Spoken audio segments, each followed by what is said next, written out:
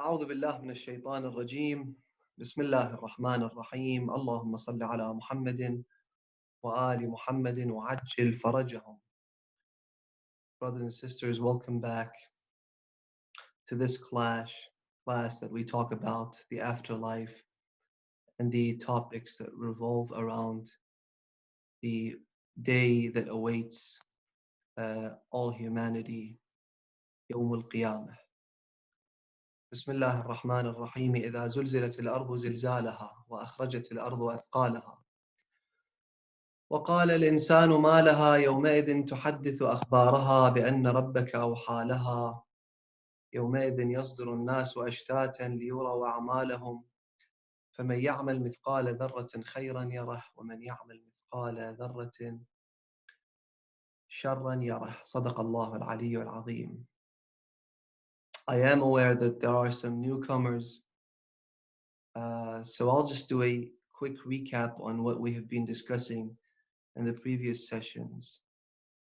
So the so-called eschatology is a topic that discusses what will happen towards the end of time, both from a mass scale, so to speak, and also on an individual level. So we as followers of the Ahlul Bayt alayhim salam, and this is one of the things that we will focus on inshallah tonight thoroughly, we find it necessary to source our knowledge from the divine scriptures, from the Holy Quran, and also from the successors of the Holy Prophet sallallahu alaihi wasallam who have inherited knowledge of the prophets. Salawatullahi wa salamuhu alayhim. So tonight is or rather today for many of you, is the fourth session that we will be talking in this topic, and I would like to start with presenting the presentation. So here we go. All right, Bismillah ar-Rahman ar-Rahim. Just press the start button. All right. So in the last session, we talked about the idea that a faithful human being needs to address this issue, that there is an important reason behind all of this, the seeking of knowledge and trying to acquire the awareness and the understanding of what will take place. And hence we said that knowledge dictates acting and performing based on the knowledge and the awareness that we have possessed. So this was a topic that we were discussing. I said that there are many verses and many teachings from the Ahlul Bayt alayhim salam that have touched upon this very important and significant topic, that knowledge equates action. So we're talking in this field, right, for the time being. Now, I think for us to get a better image of the whole topic that we're discussing, let's look at two different mindsets. So you've got a mind of a materialist, or let's take an example, that of an Orientalist, right? I know there is a negative connotation behind this, but the idea that I want to address is that from a materialistic perspective or point of view, that person might have the tendency of gaining awareness towards a specific field, let's just say towards the belief system that the believers of the Creator have. And so he or she might put so much time and effort in trying to acquire this knowledge. But then what? Nothing much. So they just want to get an idea of what will take place. Now, sometimes they have doubts, and in perhaps most of the cases, they get to find out that this is the fact and this is the reality, but it just because they're agnostics and they are disbelievers and they don't want to accept. So even though they have and they possess and they acquire that knowledge, yet they fail to practice. Now, as opposed to this is the mindset of a believer. He or she wants to acquire the knowledge, as we have been discussing, in order to act upon it.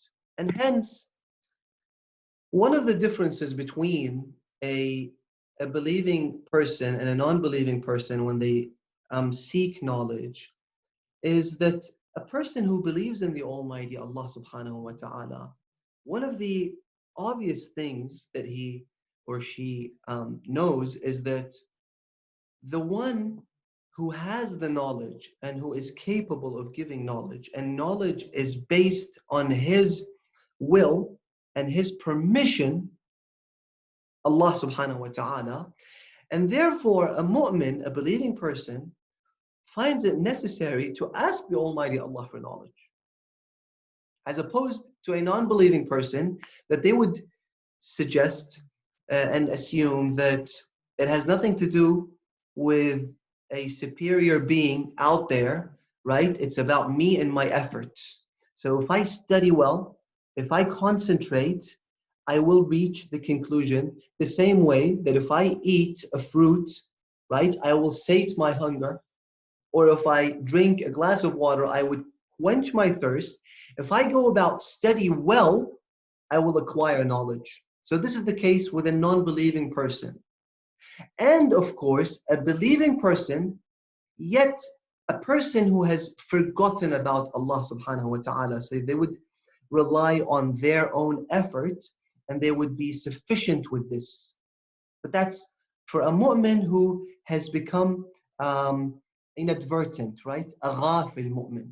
But a person who has this awareness and he remembers that Allah subhanahu wa ta'ala has to give him the knowledge and the permission for me to be able to possess that knowledge. Hence, naturally, a mu'min, a believing person, beseeches Allah, right? They ask Allah to give them knowledge. And this has been mentioned clearly in one of the verses in the Holy Quran, in Surah Taha. Allah subhanahu wa ta'ala addresses the Holy Prophet, his most beloved of creation, and he says, وَقُلْ رَبِّ زِدْنِي عِلْمًا.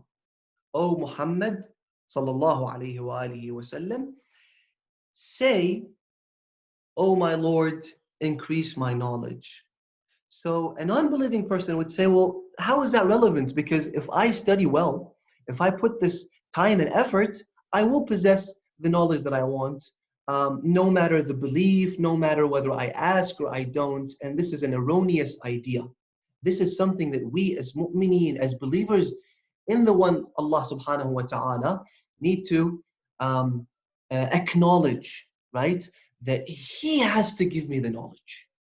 If He doesn't want to give me the knowledge, and we discussed this, I might not, it doesn't delve, right? And it doesn't sink in my heart. It doesn't enlighten my heart.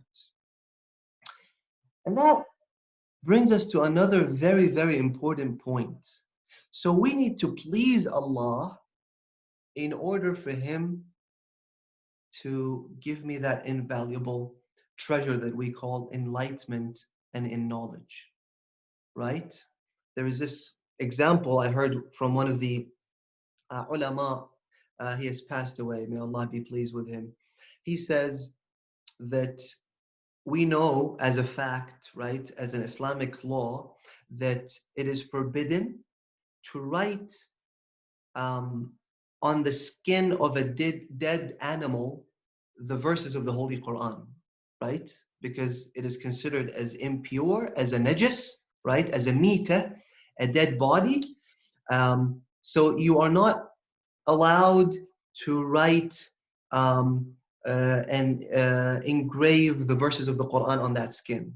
He says, likewise, and this is just an example to bring the idea that we're discussing closer to our minds. If a person's soul and heart is impure, then Allah subhanahu wa ta'ala obviously will not enlighten that person. if that person doesn't want and wants to neglect, right, obedience to Allah subhanahu wa ta'ala, God on his turn will abandon him from his enlightenment. So this is an important that I need you to focus on a little bit. Inshallah, these coming nights, very blessed, the month of Ramadan. One of the things that you need to ask Allah subhanahu wa ta'ala, ask him for knowledge, ask him for nur, ask him for enlightenment. Don't you ever assume that no, it's about sitting down and listening to the lecturer and listening to the presenter of the class, reading books and focusing. That is not enough, my friends. Imam as-Sadiq alayhi salam, the sixth Imam, he addresses um, uh, one person who then happened to become his one of his companions. He said, ليس العلم بالتعلم. Knowledge is not just through seeking knowledge. In other words, if God doesn't want, all this effort would become useless. ليس العلم بالتعلم إنما هو نور يقذفه الله في قلب من أراد أن يهديه. Unfortunately, I didn't write this hadith, I forgot. So the Imam says that knowledge, which essentially is the enlightenment of the heart, right? It's not that data, as I have been repeatedly saying, it's not that piece of information, it's much, much more than that. It's the enlightenment of the heart. He says, if you are willing to, or if you want that knowledge, then ask it from Allah subhanahu wa ta'ala. Ask Him to give you the knowledge. فإنما هو نور يقذفه الله في قلب من أراد أن يهديه. It is the enlightenment that God gives to whomever that He wants to guide. Now, a question that perhaps might come into some of your minds is that if this is the case, let's just sit down in a dark room and constantly pray 24/7, and so I don't need to learn the Holy Quran, the teachings of the Ahlul Bayt, because it's just about seeking closeness. Well, no, this is wrong, obviously, because one of the important ways that you can seek closeness is seeking that knowledge that He has brought down and given to the Prophet ﷺ, and has ordered us to gain that knowledge from the Prophet and his household. So he says, فَاسْأَلُوا أَهْلَ الذِّكْرِ إِن كُنتُمْ لَا تَعْلَمُونَ.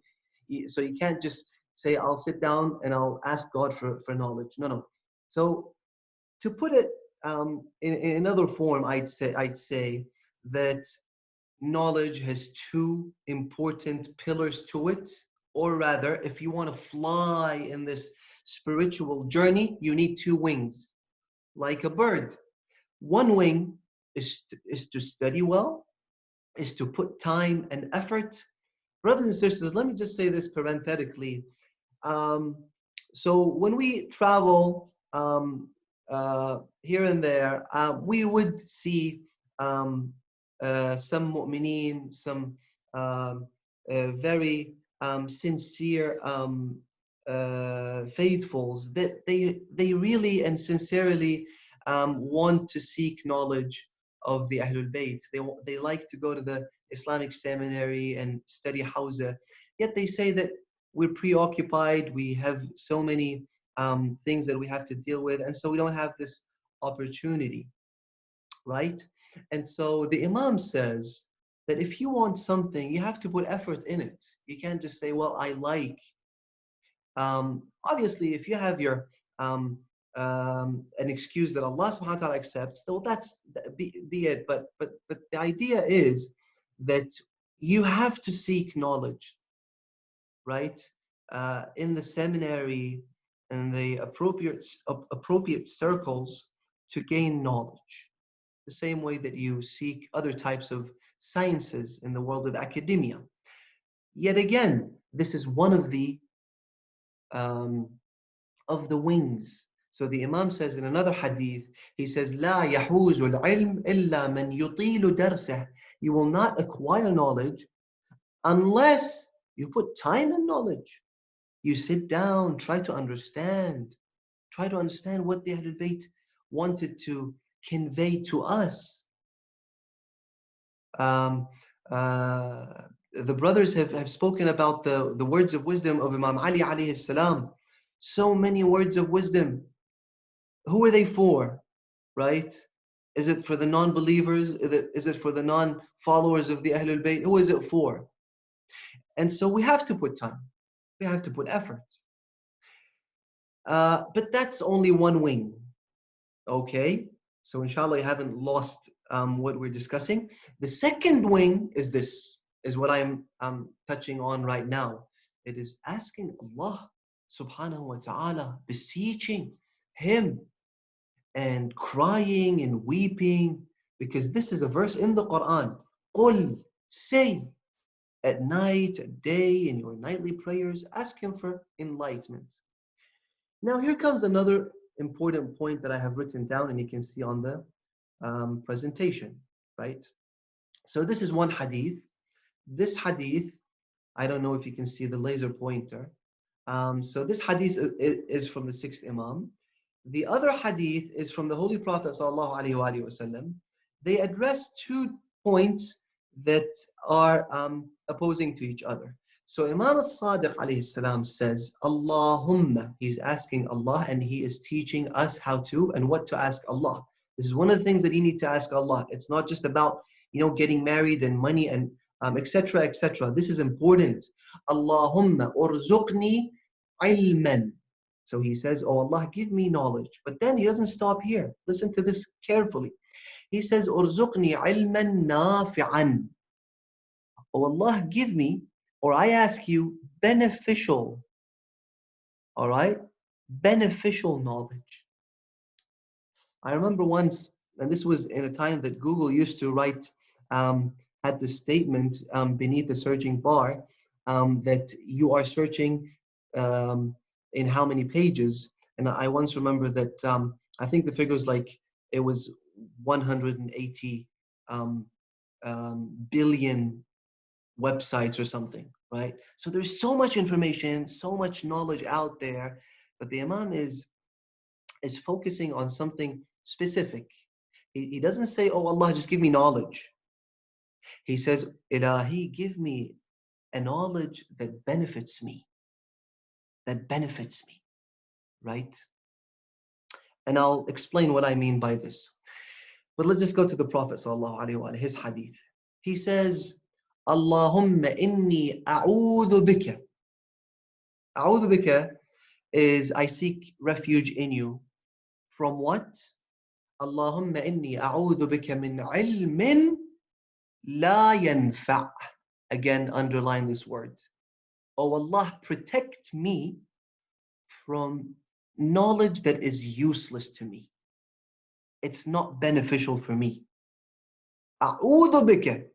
It's astonishing because we sometimes tend to think that knowledge is good, right? Because knowledge is enlightenment and all types of enlightenments are good. Well, is that the case though? How come for a 6-year-old, you wouldn't give them some information that you have and you find it very, very handy and important, yet you would find that if that person, that small child of yours, he gets his hand on that piece of information, that's going to be disastrous for him and perhaps for many other people. You don't teach him many things, right? And this is why you have different classes in school. You've got different years in giving other types of information. Why? Because sometimes one piece of information is obviously good for someone, but then it's not good for another person. And if you put this into perspective, and I'm reiterating myself from the first or perhaps the second session, that I said the mu'min takes step according to what he finds God wanting him to do. And so he doesn't, try to pave the way, let's just say, now that we're talking about knowledge, and just proceed and go ahead and try to acquire all the knowledge out there. Because sometimes this is harmful for a person, right? Knowledge is like a two-bladed sword. All right, so what does that person need to do, a believing person? They would concentrate and think a while. What does God want me to know? Let's put another example. Black magic, right? Black magic is a type of knowledge, is information. Is that good? Obviously not. And so there are many fields that are useless or sometimes harmful. And this is why there's, in this word of the Holy Prophet ﷺ that says useless in knowledge, right? Or ilmun la yanfa. Um, this can be integrated into two types. You've got the useless knowledge, right? And then the harmful knowledge. Now, inshallah, you're focusing on this because I find that this is very, very important um, points that I have learned from my teachers that I'd like to pass on to you. So the Holy Prophet sallallahu alaihi wasallam, and if you can relate to this, I think it becomes more relevant to you because I can't address everything that lays behind this. Under this important topic. The Prophet ﷺ, once he was walking um, uh, in the back then the village of Medina, when he saw this man surrounded by many people.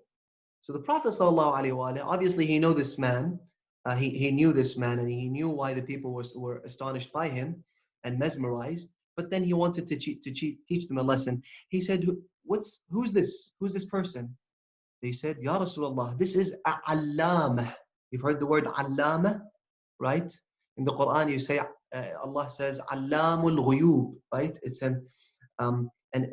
means, this word is an exaggeration, but obviously in God, that's not exaggeration, it's true, right? He knows everything. So these people, they said that this man that we are so astonished with is Allama. He's a great person. Why? Because he has so much knowledge. He's a knowledgeable person, a very learned person. The Prophet, he came with knowledge, right? He came to humanity to give them knowledge.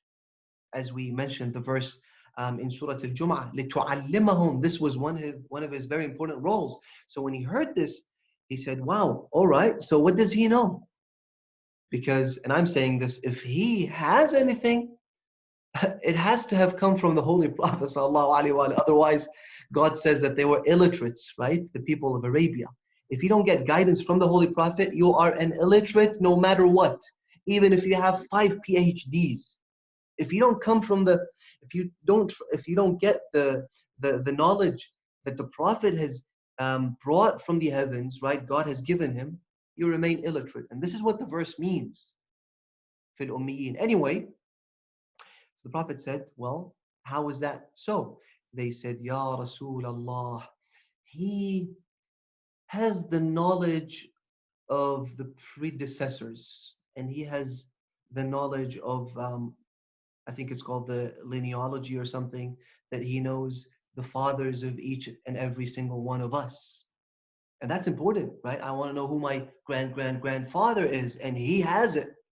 And also, he's a poet, right? So he knows poetry well. Um, uh, yeah, so there's a question, what is considered in this world, in this time and age, what is useless knowledge? I'll get to this maybe. So the Prophet said, and this is the focal point in the story, the Prophet said, well, this is knowledge, right? Right? This is knowledge, yet, and listen to this carefully. This is knowledge, yet that's one of those knowledges, if you can see the laser beam, right? It's a knowledge that's useless basically, right? So you say, no, but I get to know who my 6th grandfather is. So what?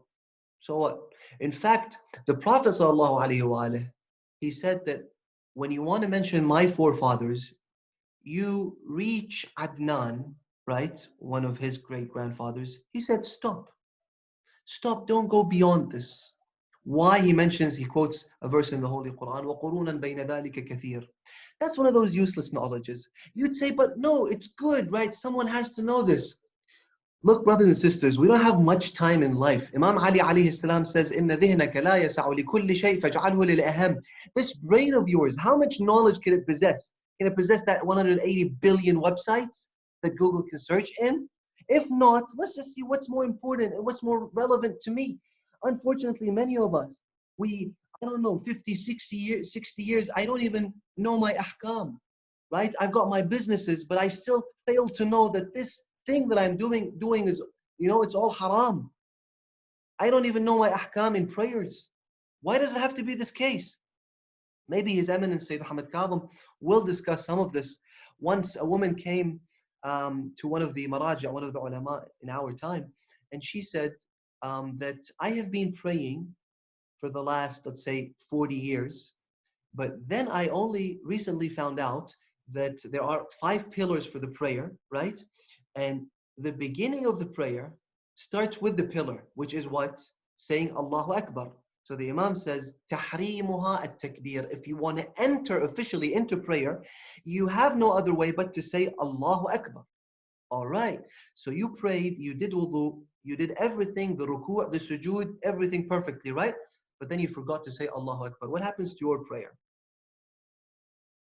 So this marja', this alim, he said, it's sad that this woman, she has been praying, putting so much time every day, all these different timings, but she didn't know that she had to say Allahu Akbar. So he asks her, he said, but how come you haven't said, and you didn't know that you had to say Allahu Akbar? She said, because as I grew, I used to see my parents, when they prayed, or perhaps her mother, she would just raise her hands and then go like this and say, Bismillah ar-Rahman ar-Rahim. I never thought and I never knew that she used to say Allahu Akbar with that. Right? So, God forbid, I don't know, for example, that there's something called, let's just say, ghusl al-janaba, right? One of those obligatory ghusls. So this young, let's say, teenager, he's been praying for 2, 3, whatever years. He didn't know that there was a state of janaba, that he has to wash himself. And so he used to pray, but this prayer was considered void, because janaba is something that you have to do ghusl for. So these are important, my friends. These are the important things. Now, obviously, it's not just jurisprudential issues. You've got the aqa'id, you've got the creed, you've got belief. Alhamdulillah, His Eminence Sayyid Mahdi has been speaking about this, which is, by the way, very, very important in every day and age, and perhaps mostly in this day and age. Because you've got all these different denominations and different opinions, and everyone has become so vocal on YouTube and Facebook and whatnot, and everyone is giving their opinions in God, in belief and whatnot. We need to secure ourselves, to secure our children, our relatives, with what is important and what has come from the Prophet ﷺ. So the Prophet said, this is a knowledge, yet this is a useless knowledge. So now he is he's trying to awaken these people up from their sleep. When they heard this answer of the Prophet, they came to him. They said, hang on, ya Rasulullah. You're saying that there's 2 types of knowledges? As far as we used to know that knowledge is knowledge. The Prophet said, oh, so they say, if this is useless knowledge, tell us about the useful knowledge, the knowledge that is most important. So then the Prophet seizes this opportunity and he tells them that it's 3 things. He says it's either the Holy Quran. Brothers and sisters, we read the Quran. Alhamdulillah Rabbil Alameen. Inshallah, all of us read the Quran. But this Quran is a book that with one verse of it, and that verse is the verse that we all read every day. Bismillah ar-Rahman ar-Rahim. With one verse, right? Prophet Sulaiman was given God's great name, Ism al-A'zam. And you know how the story is mentioned that Prophet Sulaiman said, who can bring me the palace of Bilqis? The jinn said this, and then someone said, which happened to be his successor, which, by the way, the hadith says that Sulaiman did all this scenario so that he could lead his nation, the believers, that his successor, his rightful successor is this person, so that they could realize that no, he is unparalleled, his successor, which his name was Asif ibn Barkhia, as mentioned in the traditions of the Ahlul Bayt alayhim salam. So then Asif said, I can bring the palace without or before you blinking your eyes, and then all of a sudden they see the palace in front of them. The hadith says that this successor was given the knowledge through Sulaiman. So Sulaiman gave him this great name. How did Sulaiman have it? Through Bismillah ar-Rahman ar-Rahim. Imam Ali alayhi salam, right? He says that I am able and capable, if I had the opportunity, to fill 70, how should I say this? So 70 camels, they carry knowledge, right? Like what can be written down through what Imam Ali alayhi salam is saying, through what? Through the word Samad, right? قل هو الله أحد بسم الله الرحمن الرحيم قل هو الله أحد الله الصمد لم يلد ولم يولد ولم يكن له كفوا أحد. The Imam says through this word, from As-Samad, I can give so much knowledge, right? 70 camels can carry all this knowledge. What do we know? How much time, how much effort have we tried? So the Prophet says, if you want invaluable knowledge, the precious knowledge, if you want that knowledge that is beneficial, right, as Imam Sadiq is saying, he says it's in the Holy Quran, sunnatun muhkama, or it is through the rituals of the Prophet and the traditions of the Prophet and his teachings, or the Imams, the Prophet says, or a mas'ala shar'iyya. You learn the halal and you learn the haram. So my friends, just before we continue with the slide, we need to think that out of all these different sciences, what does God want from me to know? And then how much time and effort am I putting in this? The Prophet ﷺ in a hadith says, woe unto, or something along these lines, that I dislike a mu'min, right? A whole week elapses that he doesn't put and designate some time to seek knowledge. One whole week passes, you haven't tried to seek more knowledge? Brothers and sisters, this is an opportunity that will not be repeated for us. Having ilm of Ahlul Bayt is something that is uncomparable to anything else. All right, let's go to the next page. So that's one of the differences, right? If you don't, so that you don't lose the plot. We're talking about the differences between a believing person who seeks knowledge and a non-believing person, or an Orientalist or a materialist, right? Who seeks the knowledge. They both seek knowledge, but there's differences between the two. So we've talked about this, that a mu'min knows that knowledge has to be given by God, and so he seeks God's permission and he tries to please God. One of the methods is that he asks Allah subhanahu wa ta'ala to give him the knowledge, and this is mentioned in the Holy Quran, the traditions. The second difference between a believing person that seeks knowledge and a non-believing person, we need to put ourselves, or our attitude, right, the way that we perform in this, in all of this, in trying to seek knowledge, is this. A believer is careful when it comes to where he or she source their knowledge. And this is yet another important point that I'd like you to focus a little bit more on. They're vigilant. What do I mean by this? All right, listen to this scenario. So I want to acquire, I want to gain information about Islam. There is this guy, right? X person. He is very eloquent. He knows beautifully how to speak, right? And he has been given the podium to talk about Islam, right? Who is that person? What is his background? Is he a good, decent, slash obedient, slash a person who takes care of his prayers, wajibat? Is he a sincere, a pious person? Is he a devoted um, worshipper and a slave of Allah subhanahu wa ta'ala? Or that all doesn't matter? Okay, listen to this very important hadith. It's by the Holy Prophet sallallahu alaihi wasallam. I'll read the Arabic and I've got the translation. So the Prophet says, لا تجلسوا إلا. لا تجلسوا.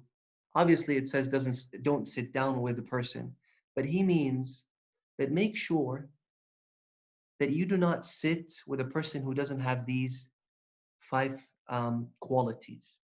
Why? Because obviously they can influence you.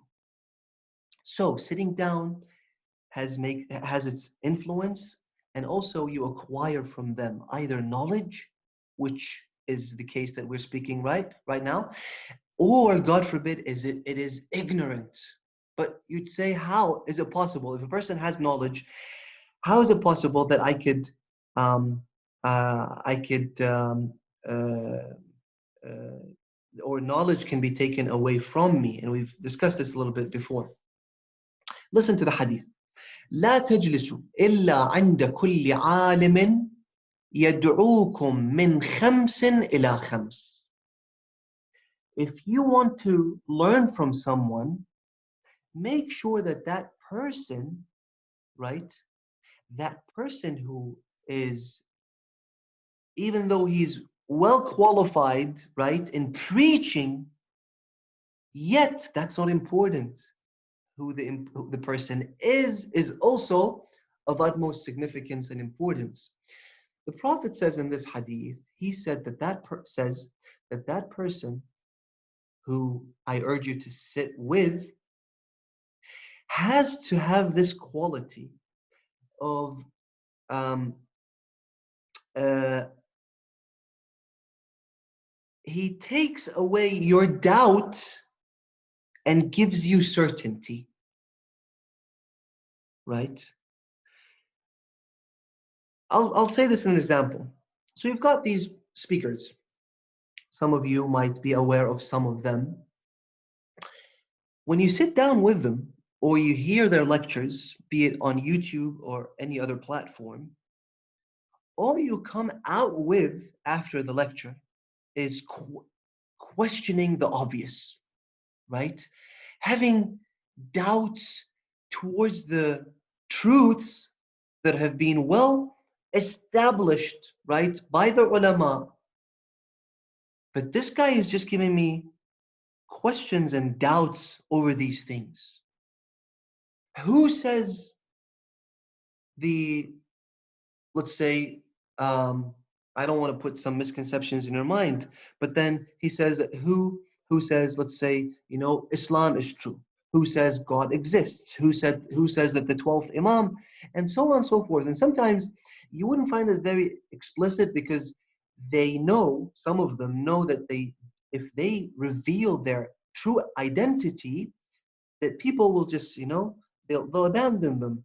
So they'll speak about, let's say, the greatness of God and the beautiful creation of Allah subhanahu wa ta'ala. But then in between the lines, this guy is suggesting, let's say, that we are all, the what they call, and I'm talking about the mystics, we are the manifestations of God, right? And that we are a part and parcel of the Creator. And so they talk about wahdatul wujud. Or sometimes they start questioning the ulama, right? The consensus of the ulama. We don't have ta'abbud when it comes to doing taqleed, right? I mean, you can choose between ulama based on the criteria that has been mentioned, that you've been learning. But then questioning the system of the maraja, of the fuqaha, this whole system, you need to make sure that you avoid these types of people. Why? Because they do the exact opposite. What do? They take away your certainty and they place doubts in your heart. Unfortunately, this is not an appropriate place to mention names. But brothers and sisters, you have to be very vigilant. You have to be careful onto who you listen to. The ninth Imam, Imam al-Jawad alayhi salam, says that whoever you listen to, you are worshipping. If the person is speaking of God, and rather if the person is conveying God's word, obviously you're preaching God, because that person is just an intermediary. But if that person is talking from his own opinions, then you are worshipping that person. I don't know how much awareness we have in this regard, but unfortunately, many don't have this awareness. They'd say, well, this guy knows how to speak well, and he brings, every now and then the name of Imam Ali, let's just say. He brings every now and then the name of Islam, Quran. Now he's a non-follower of the Ahlul Bayt, he's a non-believer, but he knows well how to tackle, let's say, or let's just say, for example, this guy is a Christian, right? But he's tackling atheists. Is that a right approach for me? Right? A person who believes that the Prophet was the seal of the prophets. By the way, there's a hadith that the Prophet ﷺ, one day he saw this so-called companion of his. He's seeking knowledge from the non-Muslims, right? The Jews and the Christians. The Prophet said, "What are you doing here?" He said, "Ya Rasulullah, knowledge. Knowledge. I'm seeking knowledge." The Prophet said, "What are you doing?" If perhaps he says, "Wallah, by the name of Allah subhanahu wa ta'ala, if Musa and Isa were alive in this very day and age, they had no other option but to follow me and to seek knowledge from me. And now you want to seek knowledge from the Old Testament and the New Testament and you've got the Holy Quran. The Quran says, وَمُهَيْمِنًا عَلَيْهِ. The Quran is all encompassing. The Quran has what the previous books had. You don't have to possess knowledge from these different types of scriptures and different types of people. And this brings me to another point. See, there is this hadith, this very famous hadith, right, that the Prophet ﷺ has said, "Utlubul ilma walau fi sin." Seek knowledge, and I want you to concentrate on this so that misconceptions don't come into your mind. The Prophet has said that seek knowledge, even if that knowledge happens to be in where?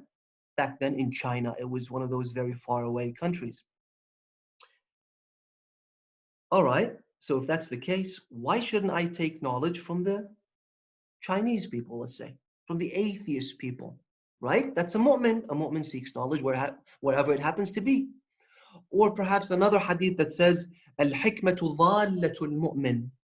Al-hikmah, which is the word of wisdom, is the lost thing for a mu'min that he is searching for, yearning for.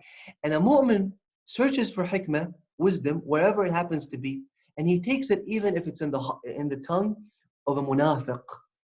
So a mu'min does this. Does that negate what we have been discussing, or does it negate the previous hadith? I'll mention it again. So the Prophet says, أعوذ بك من علم لا ينفع, اللهم ارزقني علما نافعا.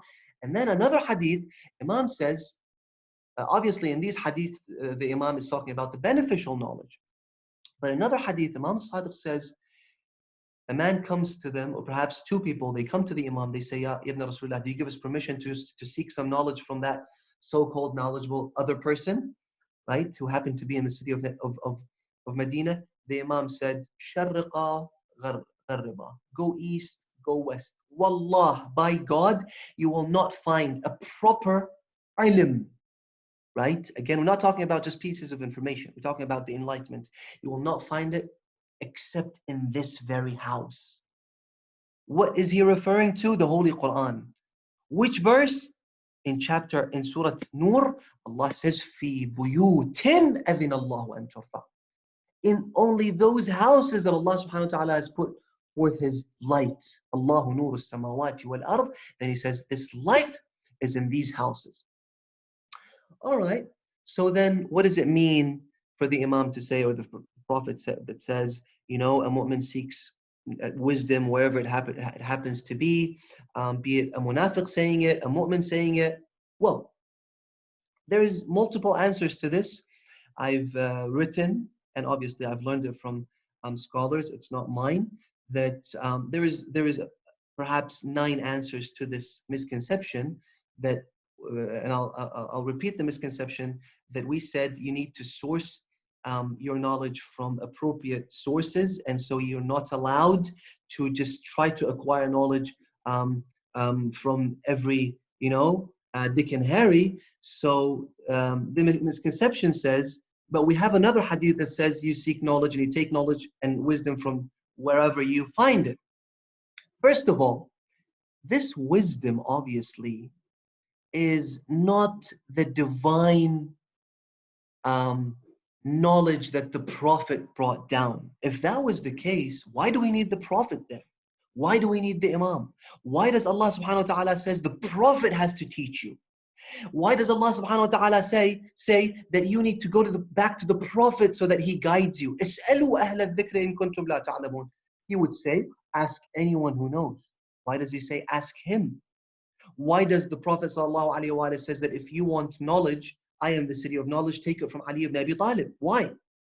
Let him just say, whoever becomes a knowledgeable person, either by thinking or by doing his own research, he'll go take it from them.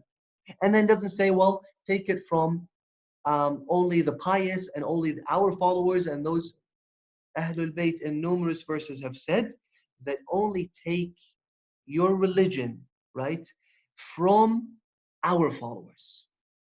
Only take your religion and your ilm and your knowledge from the pious. Why does that have to be the case? One um, obvious and natural consequence for this is because um,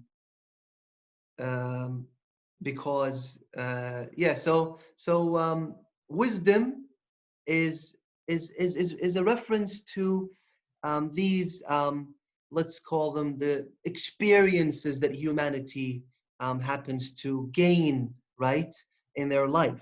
So you learn, let's say, um, biology, chemistry, these different sciences, these different fields. That's okay, but trying to acquire the knowledge that the Prophet brought down through, let's say, a hypocrite, no, that's not the case here. That's not what the Imam is referring to. Absolutely not. And unfortunately, I have heard some so-called learned people, they want to introduce some erroneous ideas, right? Some from philosophers and whatnot. And when you tell them that this negates the whole idea of the Imams, alayhim salam, having the knowledge that we need to seek it from them, they'd say, well, hang on. The Imams themselves have said that, seek knowledge wherever it happens to be. So this is something that we need to clarify and know the answer to. So this is only one answer in regards to this misconception. Because I wanted to move on, I'll skip the rest of the answers. So the Imam says, if you want to listen to a lecturer or a preacher or a learned person, make sure that that person takes you away from doubt and brings you closer to certainty. If you next time when you come across someone speaking and putting those poisonous doubts in your mind, make sure that you avoid them. I have, already established my religion, and I know for sure that this is right. Putting doubts in my religion, let's just say the people of sophistry, right? They come and they start questioning the obvious. Who says that I exist? Who says that right is right, wrong is wrong? Who says that you are hearing to what I am saying? You might have your own worldview. You might have this totally different understanding of life. Who says, you see what I see? The different dimensions and the understanding, the relativity theory, but on a very larger scale. These people we have to avoid, because sometimes you don't know the answers to, and all they do is put forth and introduce doubts in our minds.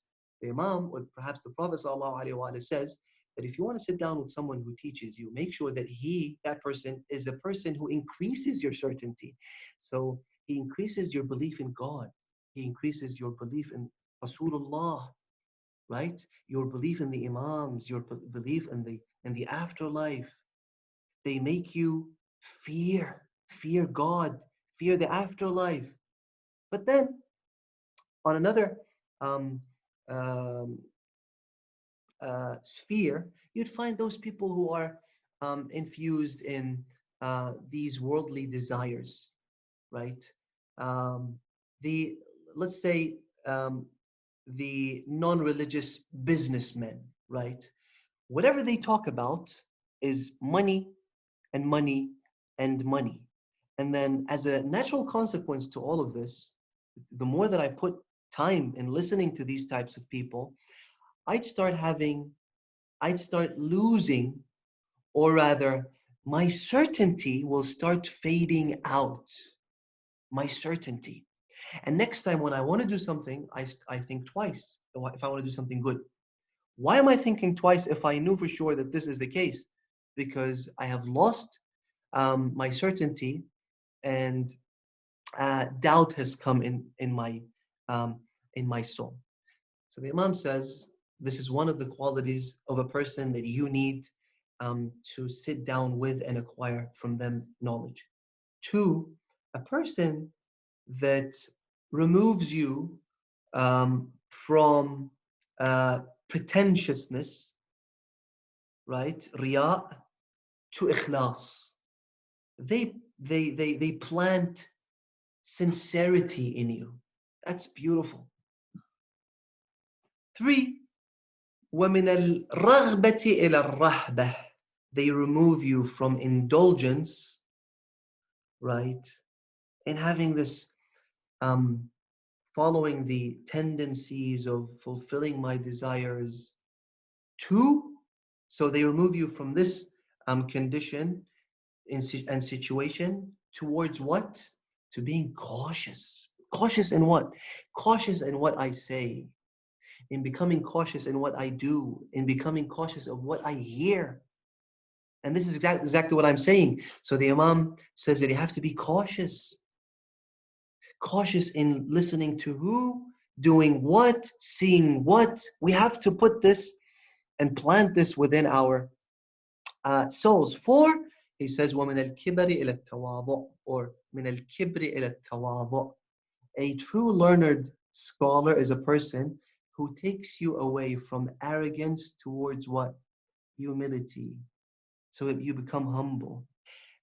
And lastly, and from cheating to caring, وَمِنَ الْغِشِّ إِلَى النَّصِيحَةِ. You want good for people. That's what nasiha literally means. You want good for other people, right? You want good for your wife. You want good for your children. You want good for everyone. Like the Prophet, like the Ahlul Bayt alayhim salam, they wanted good for humanity. And this is why they went through all this trouble. So, next time, if you're listening to someone who is, again, putting doubt into your heart and removing you away from certainty, or when you hear that person, your arrogance all of a sudden becomes more, right? So I don't know if some of you have gone through some um, uh, lessons in mysticism, right? The whole idea behind mysticism is that you are God. You just have to figure out yourself. You just have to get to know yourself.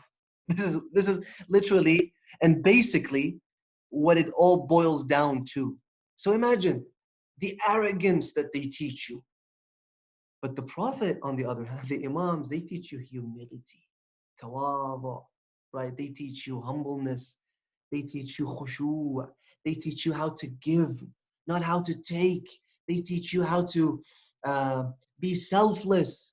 They don't teach you how to become greedy and think um, about yourself and the ecocentricity, right? No, they teach you, or the egocentricity, sorry. They teach you how to think about other people. They teach you how to take care of other people. So, next slide. So that's the third difference that I will conclude with this, and I'll perhaps take some questions. The difference between, we're talking about the differences between a person who seeks knowledge and has belief in Allah subhanahu wa ta'ala and is a true believer of Allah, and a person who doesn't have this belief. So we said that they both seek knowledge, they both try to acquire knowledge, they both want to know, in our case, they want to know what's going to happen in the afterlife, right? Because again, and I said this before, we all have this tendency and the desire to know the unknown. So you've got different people, different types of people. You've got the non-believer that he also wants to know what's going to happen to them, even though they don't want to believe, right? They would come to the Prophet, they would listen to him, but they just don't want to believe. Because belief is a practice of the heart. But knowledge is something that deals with the mind. So he wants to know, yet he doesn't want to accept. As Allah subhanahu wa ta'ala says in the Holy Quran, وَجَحَدُوا بِهَا وَاسْتَيْقَنَتْهَا أَنفُسُهُم. They knew for sure that the Prophet was right. They knew for sure that God exists. They knew for sure that there is a hereafter. But then, جَحَدُوا بِهَا. They became neglectful and they refused to accept. So, the third difference between these two types of people is this. Once a mu'min, and I ask Allah, and I want you to ask Allah that we grasp and we understand what the Imams are saying here, as we said in the first point. The difference between a mu'min and a non-mu'min who acquire the knowledge is that a mu'min, when he gets that knowledge, they try to practice based upon the knowledge. And I've said this before, and I'm going to be mentioning some hadiths in this regard.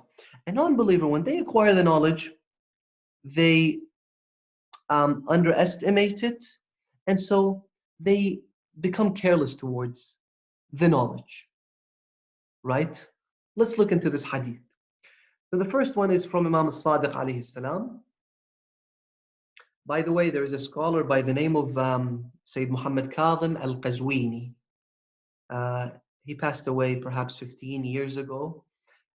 He started this great and beautiful project of compiling the teachings of the sixth Imam, right? Imam al-Sadiq alayhi salam. And he wrote the Encyclopedia of Imam al-Sadiq. It's in Arabic. So he compiled as much as he can the teachings of the Ahlul Bayt, of Imam al-Sadiq alayhi salam, in different areas in life, in different fields. And he passed away without finishing it. His son, again, a great scholar, he continued the path of his father. I think up until now, more than 79 volumes of this encyclopedia have been published, and it hasn't come to an end. So imagine how much hadith and teachings, sublime teachings of the Imam we have. Anyway, so you can maybe look it up, and maybe if you can get in contact with the son of the author, and if you happen to have let's say an Imam Barga or a Husseiniya or a mosque, they can perhaps send, if not all of them, most of these volumes to you, so that the public can benefit from them. Anyway, so this is one of those hadiths. The Imam says, Al-ulama yuhzinuhum or yahzunuhum tarkur ri'ayah. Wal-juhal yahzunuhum adam wa hifdh riwayah. He says one of the differences between a true scholar, right, and a person who, now juhal obviously is translated as an ignorant person, but a jahil is two types. So you've got a person who lacks the knowledge, and you have a person who doesn't apply his knowledge. He is also named as or called a jahil in the traditions of the Ahlul Bayt. The Imam is referring to this type of a person. So he says a true learned person, a true scholar, is a person who is saddened by what? If they do not uphold the teachings that they have been given and endowed with. If they do not appreciate the teachings, for example, I know that this specific act is a makruh, right? It's a discouraged act, whatever it is. For example, I sleep after Salat al-Subh, after Fajr prayer, I sleep before the sun rises, which is one of those discouraged things. The traditions tell us that this is the time that Allah subhanahu wa ta'ala disseminates people's sustenance and rizq. So it's discouraged to sleep. Now, a person who really is a person which acts on his upon his knowledge and tries to apply his knowledge, a learned person, a sincere and a muttaqi person, he um, if he doesn't apply this teaching, the example that I just brought, he becomes bad, right? He feels bad. He becomes sad that I'm not applying this what I know. All right? How about a jahil? Again, a jahil is a person who doesn't care about applying the knowledge. This type of jahil is the opposite of aqil, aqil, who applies his knowledge, right? Um, that jahil is the opposite of a alim. Anyway, sorry for the distraction. I don't want to, distract um, your concentration. So the Imam says, a alim is a person who becomes sad when they don't appreciate what they have. A jahil doesn't become sad for the same reason, but when he doesn't memorize, that's why he becomes sad. He doesn't care about application, doesn't care about acting, right? He doesn't care about this. He just wants to memorize that verse, that surah. That's all he cares about. But listen, God is saying don't do dhulm, right? Don't oppress your wife. Or sometimes vice versa, right? Or don't oppress your children, or sometimes vice versa. So he or she is memorizing these verses, he knows all about it, but then all they care about is that memory of theirs, that I don't want to lose what I have memorized. I want to know the surah, that's about it. So that's one of the differences between a believer who seeks knowledge and a non-believer. Another hadith, the Imam says, inna is like verily or indeed. روات الكتاب كثير. Those who narrate, those who pass on the teachings of the book, right? Those who preach, let's say, the book. They are a lot. They are numerous and so many. وَإِنَّ رُعَاتِهِ قَلِيلٌ. But those who guard and appreciate and safeguard, right? Those who uphold the Holy Quran, these people are limited.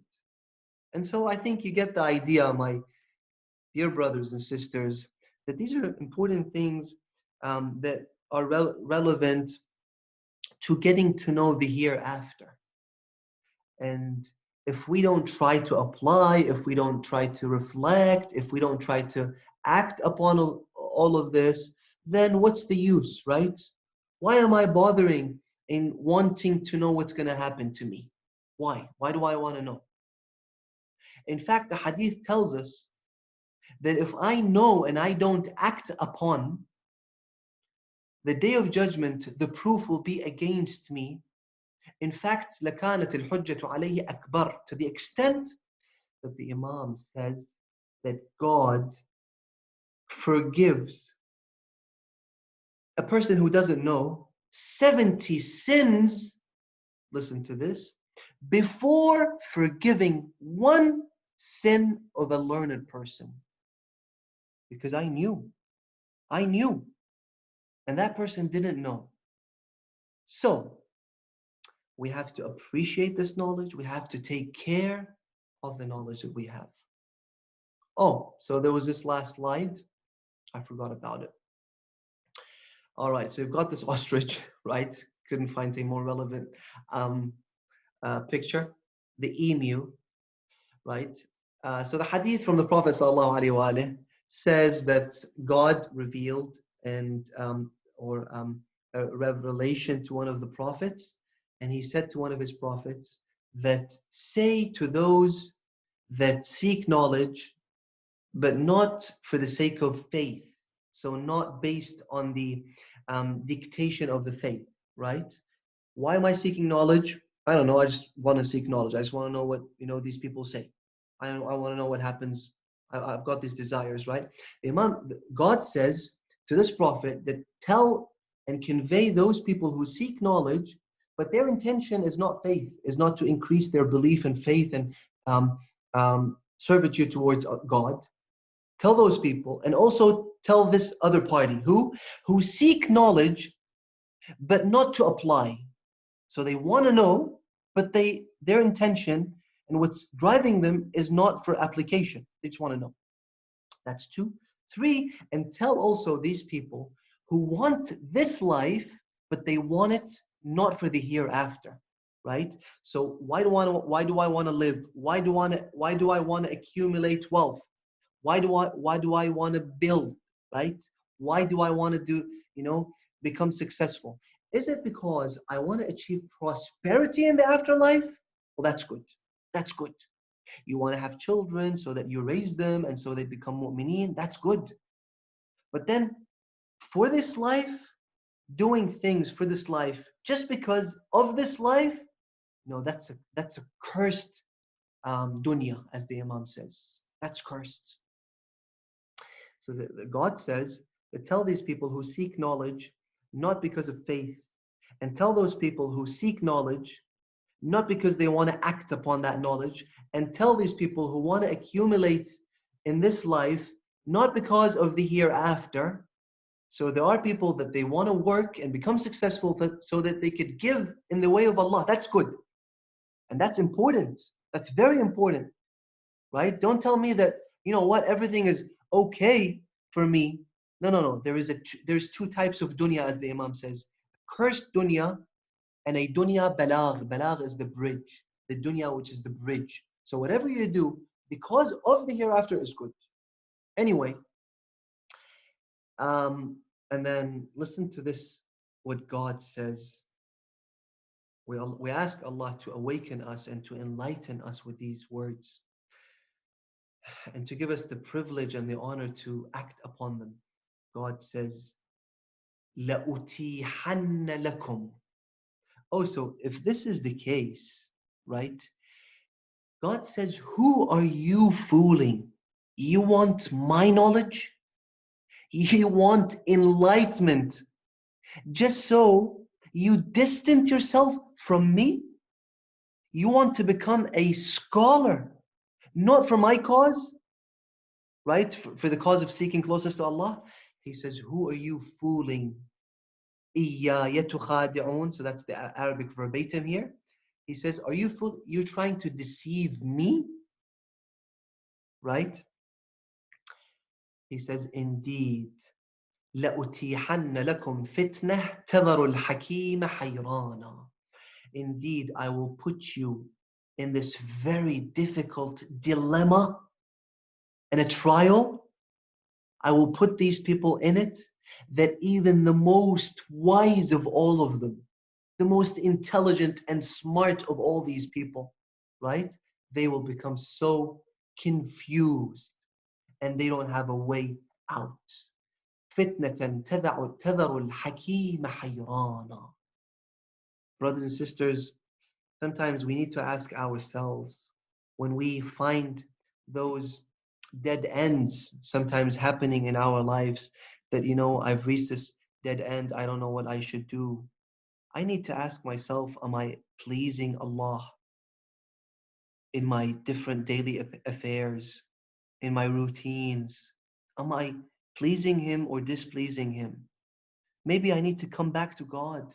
I need to say astaghfirullah for what I have been doing, right? This is all taqwa is about, right? Don't tell me that I pray, but then my workplace is a sinful place. That's not taqwa. Because I know for sure that I'm going to be committing the sin over and over and over again. I'm working in a sinful area.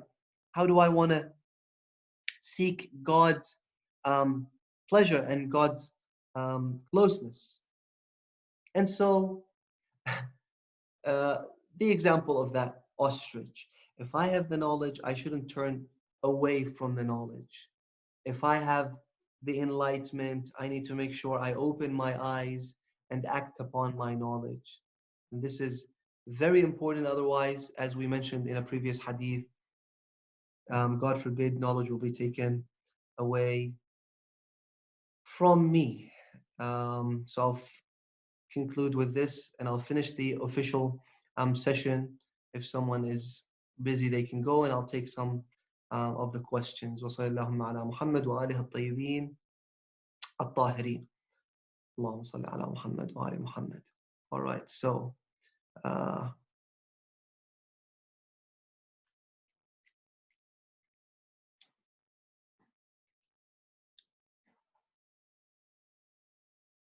because they're against you. All right. Let's just start from the last question if I can find it. Uh,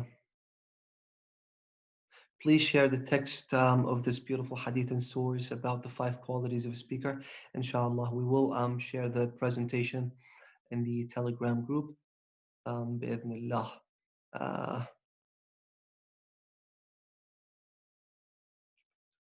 all right.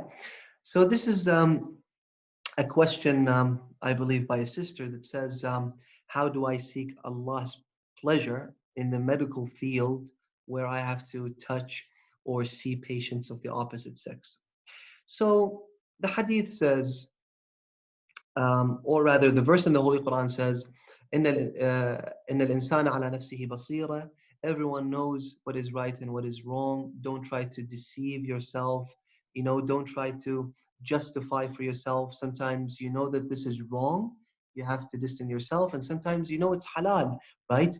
Ulama, they have their decrees. You have to go based on the book, on the Risala al-Amaliyah, the Islamic laws, and see what is halal, what is haram. If you're doing it the right way, then it's okay. But if it's not, right, well, so be it. Sometimes um, uh, I've heard this question sometimes that if this is a job the working place that I'm working on in is a sinful area, right? It's contaminated.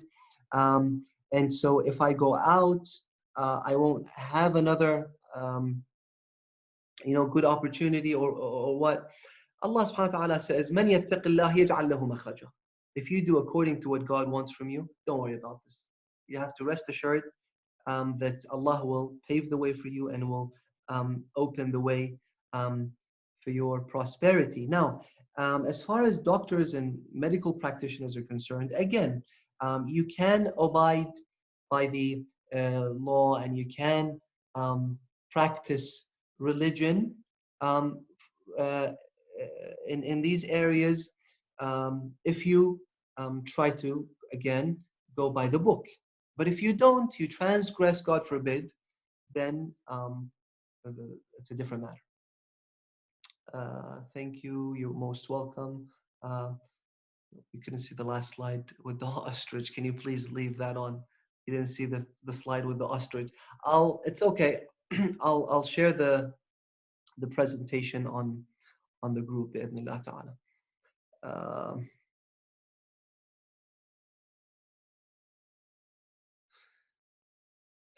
Regarding the knowledge of the scholar and the knowledge of the jahil.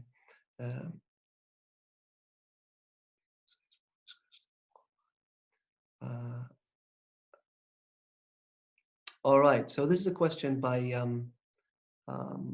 Sister Raf'at saying that the hadith that I mentioned from the Imam alayhi salam addressing the type of ilm from a alim and the ilm of a jahil, that is the alim, the true alim is saddened for what he dismisses, so to speak, or doesn't appreciate, and the jahil cares about just memorizing.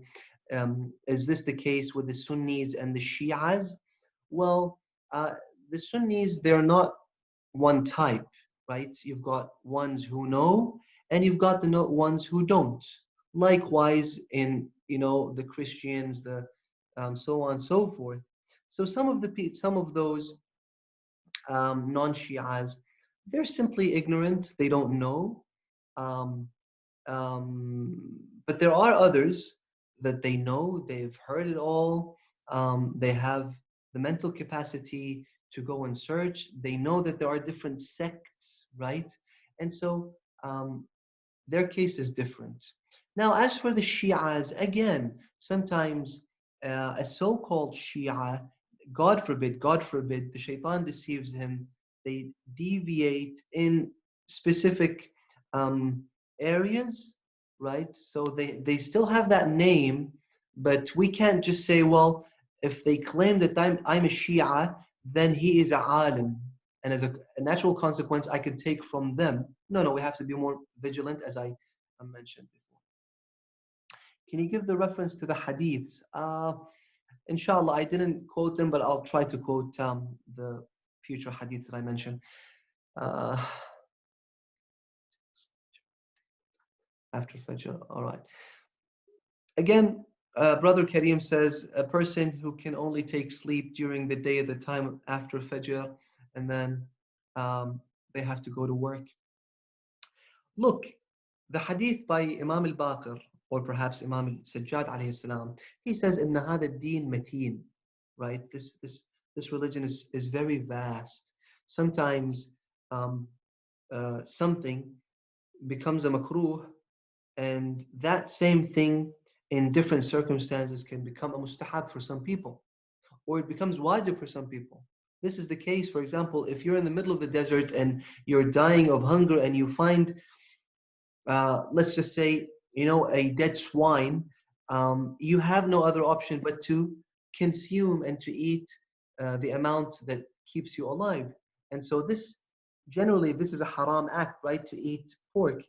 But in this case, it becomes mustahab. Excuse me, it becomes a wajib, an obligation, because Allah says, لا تلقوا بأيديكم إلى التهلكة. You shouldn't kill yourself and commit suicide.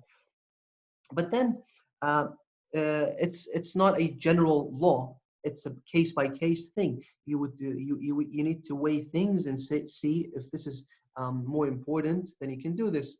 Like for example, walking and eating Islamically is discouraged. It's not haram. It's just discouraged, right? Um, there is a hadith that the Prophet was going to the mosque while he had um, a piece of food in his mouth, right? Why? Because obviously he wanted to go to the mosque in the beginning of the time of the salat, perhaps. So this is how it's a case by case issue. Again, it's not haram. Yani these examples, staying awake, it's not haram. And I said this, you can compensate in other types and other ways. Because we said that staying awake and alert in that time increases your wealth. Maybe you can say astaghfirullah in other times. All right. So thank you. You're most welcome. All right. So how can we identify the planted people that are wearing the dress of lovers of the Ahlul Bayt, as you mentioned about mysticism? It's an important question. Um, we have to look. One important suggestion that I want to mention here is that let us stick with the majority of the ulama, and I've said this before. Let's stay with the consensus, right?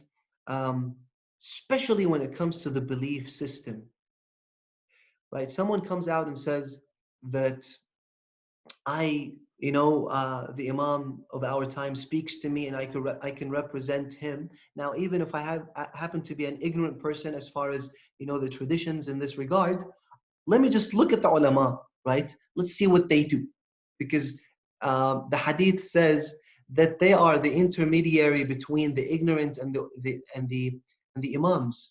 And in fact, this is a verse in the Holy Quran. جعلنا بينهم وبين القرى التي باركنا فيها قرى ظاهرة.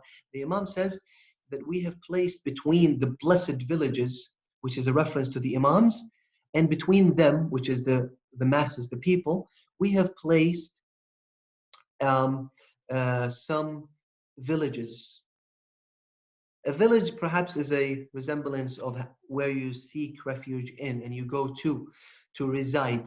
The Imam says that these villages in between is the ulama.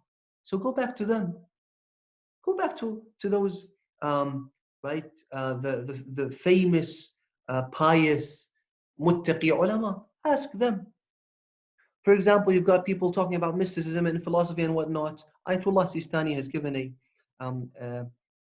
bayan, as they call a statement. He was asked that, what do you think of Ibn Arabi, right? The iconic figure of mysticism. Ayatollah Sistani says that this is a method that I don't accept. and a school of thought that I do not apply to. So he says this very clearly and explicitly. I've read about Wahdat al-Wujud a little. Why is it that a lot of people say the theory is adopted by such and such? Um, is there proof that they believed in it? All right.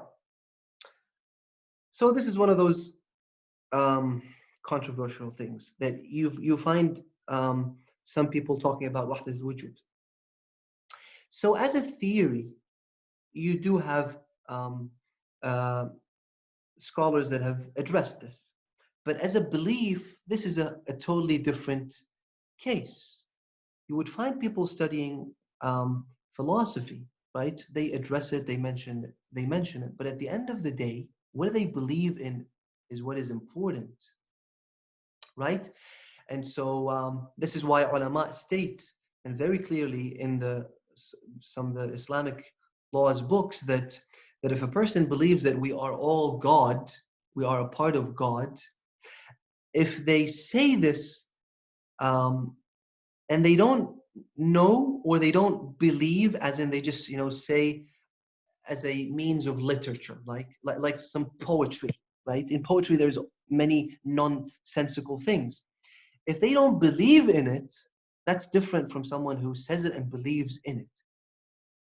So there are, yes, some scholars that say that talk about this, but then they themselves, I don't want to mention the names that have been written here, they themselves say in other uh, works of theirs, in some other books, that the true path to God is nothing but the Quran. They say this. So let's go back. And whenever we've got the questions, again, let's see the consensus of the ulama, and let's go back to the Ahlul Bayt alayhim salam. Have they ever talked about Wahdatul Wujud, about the belief system of Wahdatul Wujud? In fact, they have admonished and talked against them. And perhaps His Eminence Sayyid Mahdi has been speaking about this, right? Imam al-Sadiq alayhi salam, in the so-called of Tawheed al-Mufaddal, he mentions philosophers by name. He says, تبا وتعسا وخيبة لمنتحل الفلسفة, right? He says, they who believe in philosophy, تبا وتعسا, a word of admonishment, and as in woe unto these people. What are they doing? Can't they see? Can't they this and that? Anyway, um,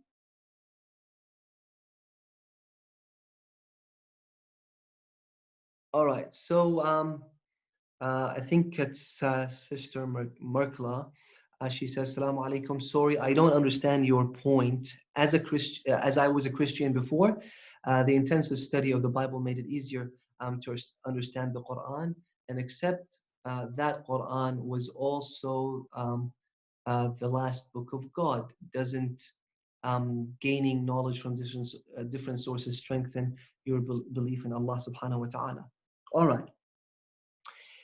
So we obviously don't refuse the idea that some of what is in the Bible is from Allah Subhanahu wa Taala, but only some of it, and that could be sometimes, in some cases, a means of reaching the true path. Yet, first of all, if I try to become self-sufficient with this book, obviously because there are fabrications in it that will mislead me, one, and two, uh, it's not necessarily the Bible. You can sometimes, there's a word that you hear that all of a sudden is a turning point for you towards guidance. Again, sometimes you hear it from a hypocrite. It's a word of wisdom. For example, a hypocrite also tells you that take wisdom from whoever possesses it, and that becomes an eye opening for you to come and listen to a believing person.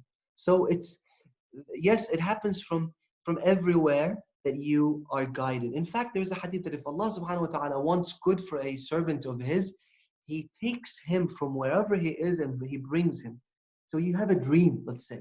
God wants to awaken you through a dream, or he wants to awaken you through, I don't know, seeing something, or hearing a small child saying, or a baby crying, whatever it is. But if you want the pith, if you want the source of knowledge, if you want the fountain of knowledge, it is the Quran.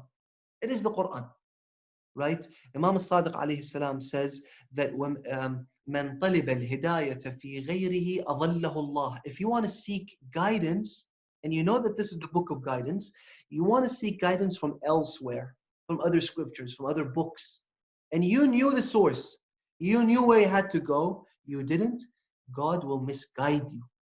Why? Because I was the one who turned um, my back to the source of knowledge.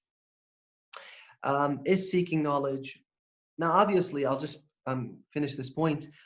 When let's say the Bible is speaking about God, and a person is so sincere, this mere speaking of the Creator, right, is something that makes a mu'min, a sincere person, um, uh, wake up from their inadvertence to God.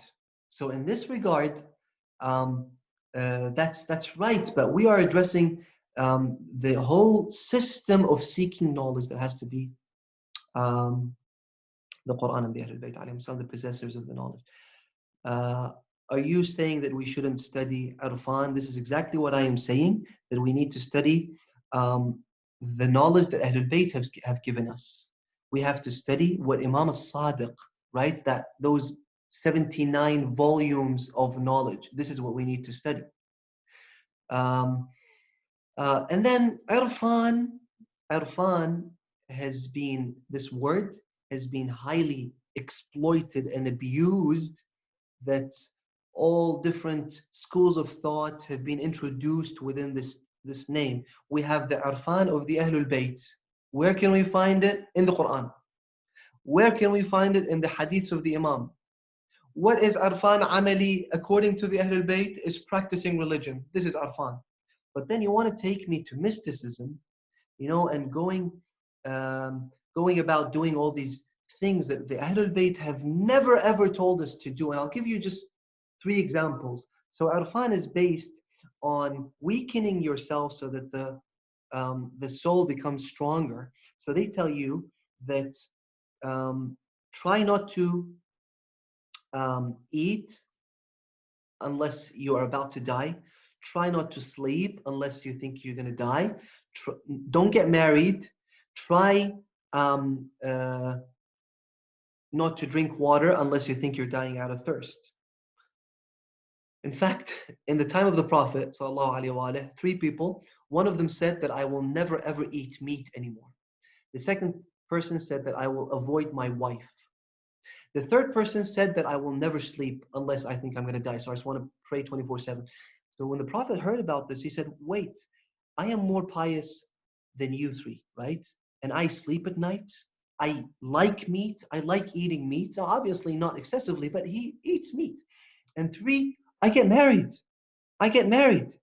And you know how many the Prophet ﷺ got married to.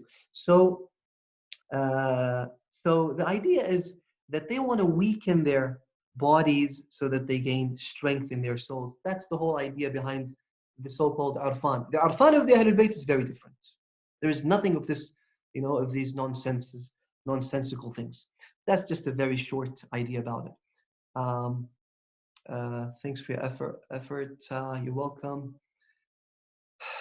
All right. So sometimes seeking knowledge leads us to arrogance. Ahsantum, brother anonymous. And this is why I said that we have to remain vigilant. Why am I studying? Right? And I need to try to apply my knowledge. Otherwise, yes, the Prophet said it more eloquently when he said, "A'udhu bika min ilmin la yanfa." Oh Allah, protect me from a knowledge that drives me away from you. Right? Because again, maybe I'm seeking knowledge, but the intention is incorrect, or maybe, whatever, I will distance myself from God. So we need to always try to purify our intentions. So how can we maintain our humility, in that scenario? So it's about trying to remember, and this is what the Quran is all about. Remembering. They say that, well, I know what the Quran is about, and I have to go through this again. But this is our problem, my brothers and sisters. Read the Quran, try to act upon it. And so you get reminded. What about knowledge you gain in universities, teachers who may be atheists? Okay, so the knowledge that we are discussing here, obviously, and I said this, is the divine knowledge, right? But when it comes to the likes of these sciences that are being discussed in universities, I said this is like the wisdom that the Imam is addressing. He says you get wisdom from wherever you want. But bear in mind, universities, they, uh, so I take the words of whoever that professor happens to be as far as their scientific um, knowledge is concerned. But then you obviously everyone have their own opinions. So Richard Dawkins, right? He's a professor in his field, in evolution, whatnot. Um, but then he gives his opinions based on that science.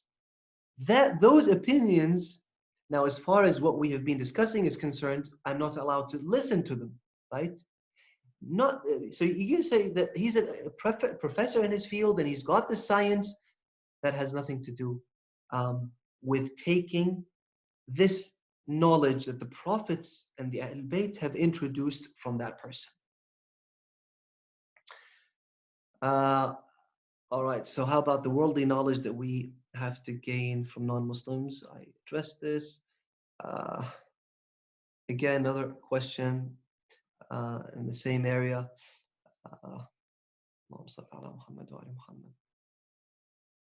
Yeah, so Anonymous brings the question, the hadith that I aforementioned, that there is a hadith that says gain knowledge from non-believers. Again, they're talking about specific knowledge, not the knowledge of the Quran, obviously, because the Quran has referred us to who? To the non-believers? Obviously not. He has referred us to the Prophet. يُعَلِّمُهُمْ الْكِتَابِ. Right? He says, يُعَلِّمُهُمْ الْكِتَابِ. You want to learn the Quran, you want to learn the science of the Quran, all the sciences that are entailed within the Quran, you have to take it from the Prophet ﷺ. Did Prophet Sulaiman, Anonymous asks, ask Allah for a knowledge distinguish between right and wrong when asked for a blessing? I'm not sure what you are talking about. Yeah, so I'll just skip that. Jazakumullah for all your effort. You're most welcome, Sister Sayyida. What is the impurity of the heart? Is it kufr or is it more to it? Obviously, it's more to it. Every sin is a black drop in the heart, as the hadith says, and I'm paraphrasing. So impurity, yes, shirk and kufr is the biggest impurity, but that's not it. And this is why we need to say astaghfirullah after every sin so that we purify our souls. Uh,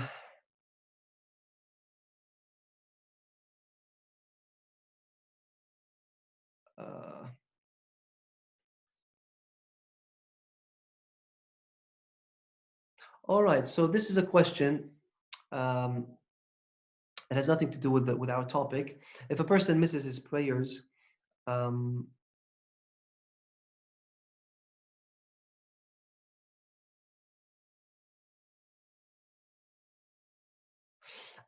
okay, so he hasn't missed his prayers. If a person, um, uh, let's say, didn't know how to pray correctly, but then they figured out. There is detail to this. So it's a case by case thing.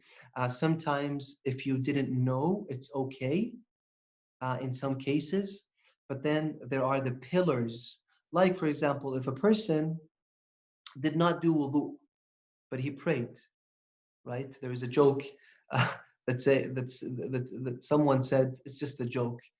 Um, Someone wrote down in his will that Alhamdulillah, I don't have any prayers that I have missed. I've prayed all of them. I just want you to do 50 years worth of wudu, 50 years worth of ablution, But as far as prayers are concerned, I've prayed them. No, that's not accepted. So if there's a problem in the wudu, you have to repeat, even if you didn't know. There are other times that if you did not know, it is acceptable because you weren't aware. Okay. Uh,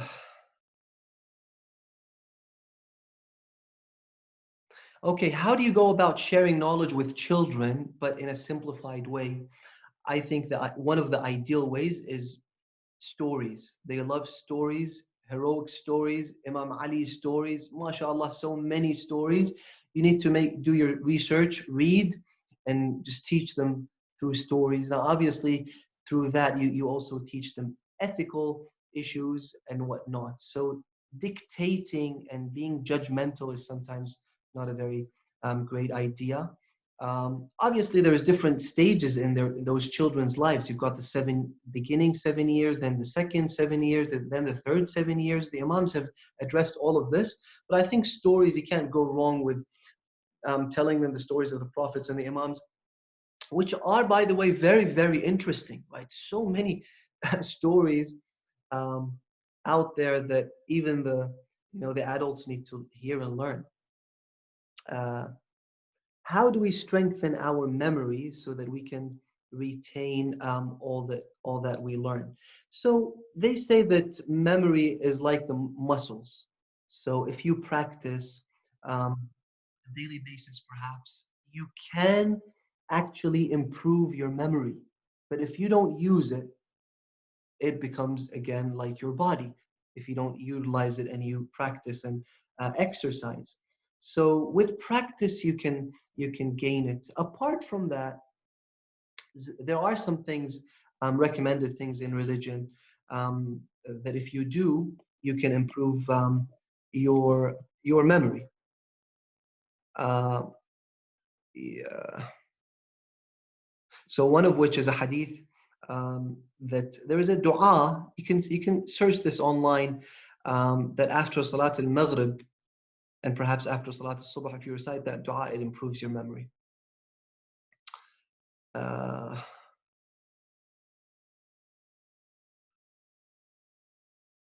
okay, so Anonymous asks that what will our relationship be with our family and relatives in paradise and in hell?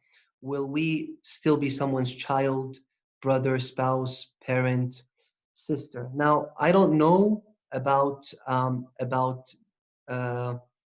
uh, like the sisterhood and the brotherhood, but there are some hadiths in this regard. For example, spouses that Salama, one of the pious and very famous wives of the Prophet, she had a husband that passed away, um, and he was very dear to her. She loved him very much. Obviously, his title was Abu Salama. So he passes away. She comes to the Prophet sallallahu alaihi wasallam. She said, "Ya Rasulullah, um, I lost my husband." Rasulullah said, maybe Allah will give you another husband which is better than him. She said, but who can be better than Abu Salama? He was so decent, he was so good and mu'min, and etc. etc. So the days pass, the Prophet comes and proposes to her, and she gets married. Then she finds out what the Prophet meant.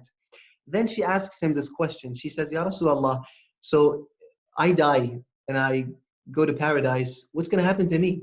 I had a previous husband and I have you. So what's the situation like? But obviously, she didn't ask the question in this way. She said, "What happens if a wife had two husbands, right, in different stages of her life?" The Prophet says that she chooses. She chooses.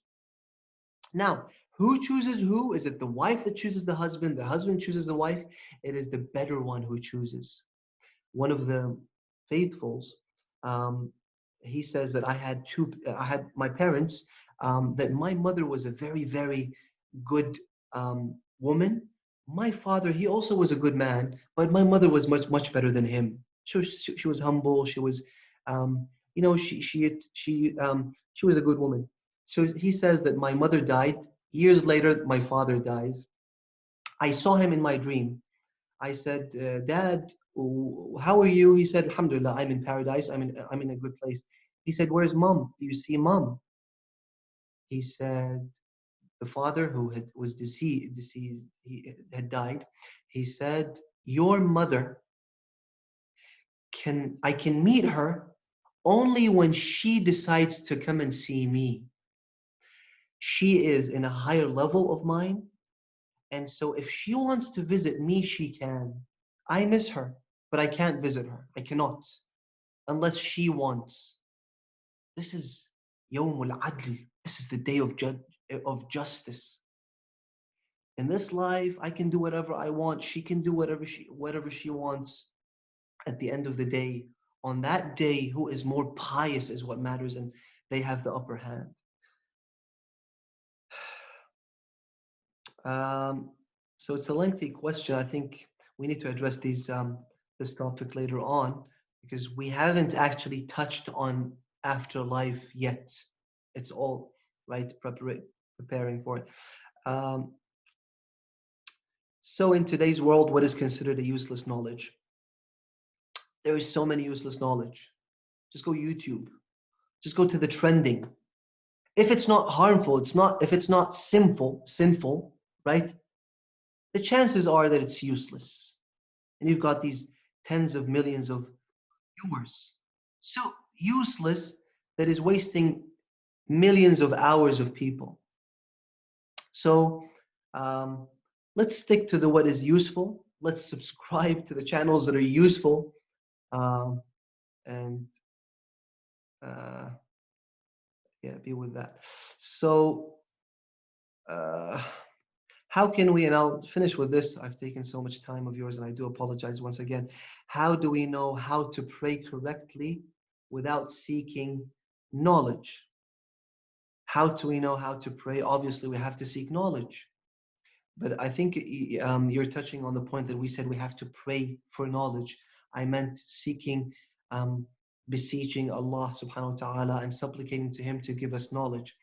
Obviously, without having proper knowledge, we cannot pray correctly. And this is why ulama have dictated and have said very clearly that you have to seek the knowledge that you need.